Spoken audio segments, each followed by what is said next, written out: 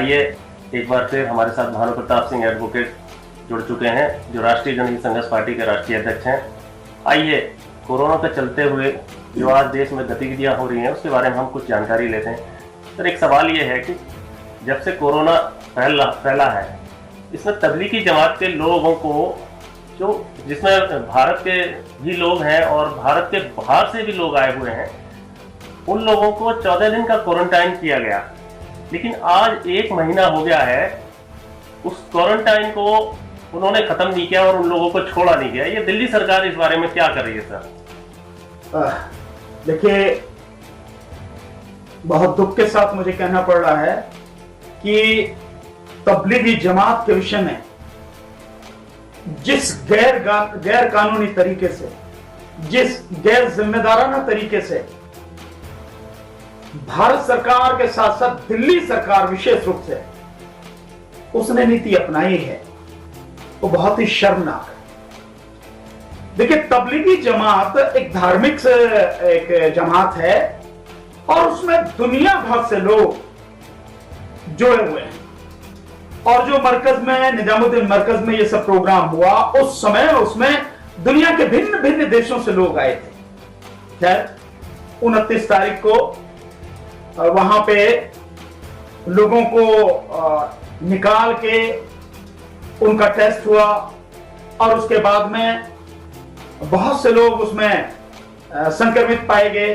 उनको जो है हॉस्पिटल में भर्ती किया गया और जो संक्रमित नहीं थे उन लोगों को 14 दिन के क्वारंटाइन में भेजा गया। सुल्तानपुर जैसी जगह में, दिल्ली में जो सुल्तानपुर जगह है, वहां पे लगभग 750 के लगभग जो तबलीगी जमात के लोग हैं उनको क्वारंटाइन किया गया। कोई बहुत अच्छी व्यवस्था नहीं है, बड़ी अपमानजनक व्यवस्था है। लेकिन उस सब के बावजूद भी उसमें देखिए विदेशी बहुत बड़ी संख्या में, उन विदेशियों को भी क्वारंटाइन किया गया। ठीक है, एक बीमारी को रोकने के लिए एक व्यवस्था अगर बनाई गई, आप करें उसे, लेकिन आप व्यवस्था के नाम पर किसी का शोषण नहीं कर सकते हैं। आप व्यवस्था के नाम पर कोई गैर कानूनी काम नहीं कर सकते हैं, किसी को इलीगल डिटेंशन में नहीं रख सकते हैं। वैसे ही दिल्ली सरकार ने और भारत सरकार ने तबलीगी जमात को कोरोना के मामले में इस कदर बदनाम किया है, इस कदर उसको बेइज्जत किया है और पूरे दुनिया में उसको बदनाम करने की कोशिश की है, जिसकी भरपाई कभी नहीं हो सकेगी। जो उन्होंने आरोप लगाए उन पर संगीन से संगीन आरोप लगाए, यहां तक कि एक तरह से पूरा आरोप लगा दिया और तबलीगी जमात के माध्यम से पूरे मुस्लिम कम्युनिटी पर, मुस्लिम समाज पर कोरोना को फैलाने का आरोप लगाया।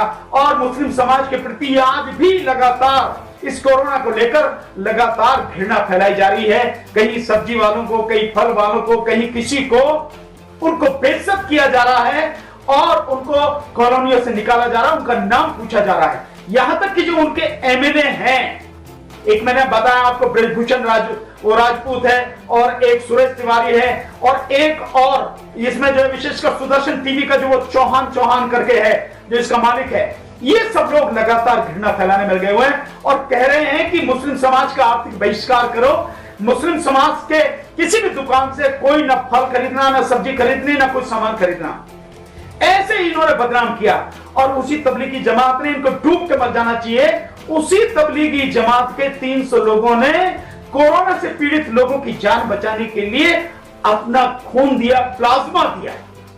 लेकिन उसी तबलीगी जमात के लोगों को 14 दिन को क्वारंटाइन करना था, लेकिन आज 1 महीना नहीं, 1 महीना से ज्यादा हो गया। 1 महीना से ज्यादा होने के बाद भी उन लोगों को क्वारंटाइन से उनके घर नहीं भेजा गया। 14 दिन का होता है क्वारंटाइन या फिर 21 दिन का होता है, जैसे भारत सरकार ने पहले 21 दिन का लॉकडाउन किया था, 21 दिन का मान लीजिए आप, फिर 14 के 14 और कर दिया आपने, 28 दिन हो गया। कितने दिन रखेंगे आप उनको? क्या ये इलीगल डिटेंशन नहीं है? कानून के तहत ये अपराध नहीं है? आईपीसी के तहत ये अपराध नहीं है?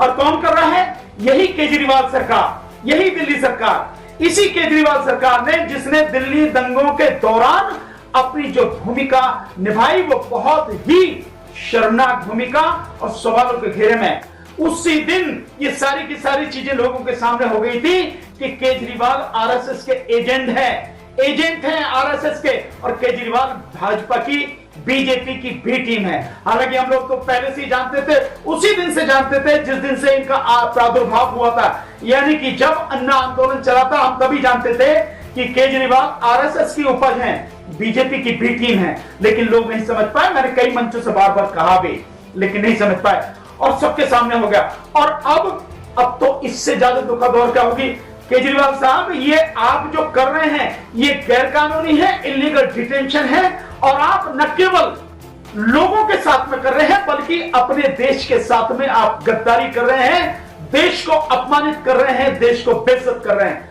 वो कितने ही विदेशी लोग हैं जिस जिस देश से आए हैं, क्या उन देशों की सरकार या वो अपने देश में जब जाएंगे वो सारी चीजें नहीं बताएंगे? क्या उन लोगों को पता नहीं है कि भारत में उनके साथ में क्या व्यवहार किया गया? ये टूरिस्ट लोग हैं, ये टूरिस्ट वीजा पे यहाँ आए हैं लोग, क्या वो नहीं बताएंगे कि भारत ऐसी जगह नहीं है कि जहां आपको जाना चाहिए? टूरिस्ट वालों की जगह नहीं है, वहां लोगों को अपमानित किया जाता है और इलीगल डिटेंशन में रखा जाता है। ऐसी चीजों को देख के क्या भारत की छवि विदेशों में खराब होगी? निश्चित रूप से खराब होगी। मैं यही तो बार देखिए, अगर वो अपने ही देश के लोग होते तो देश की छवि खराब होगा। हालांकि तब भी विदेशों में देश की छवि खराब होती, पर ये तो विदेशी लोग हैं, कितने ही देश के लोग हैं, चाहे वो मलेशिया के हैं, चाहे मॉरिशस के हैं, चाहे कहीं और जगह के लोग हैं, चाहे अरब कंट्रीज के लोग, वो कहीं से भी लोग आए हैं, वो जमात के लोग हैं, विदेशों से आए हुए, वो सम्मानित लोग हैं।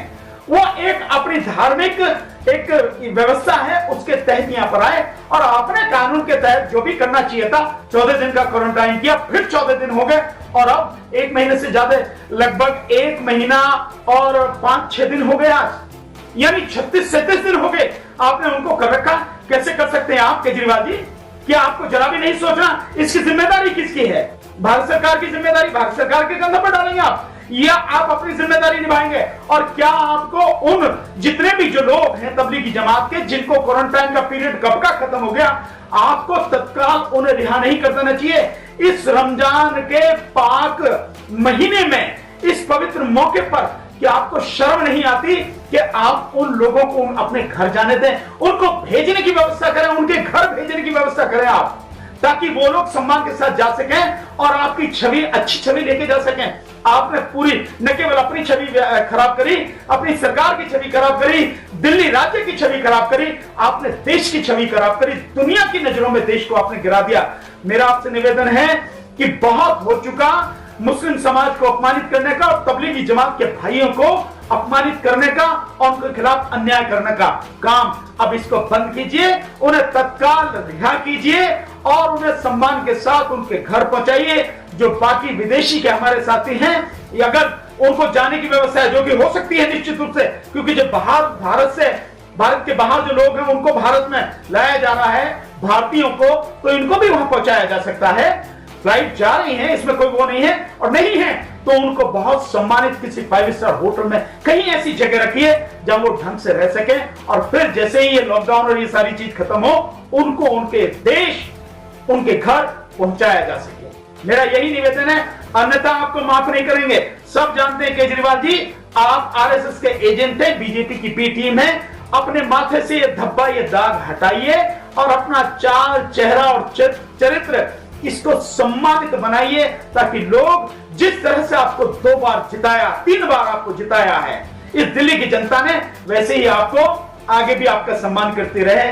हालांकि अब जान चुकी है जनता जान चुकी है दिल्ली की कि आप क्या हैं, पर फिर भी कोशिश कीजिए कि जो छवि आपका नुकसान हो उसे थोड़ा बहुत सुधार लीजिए।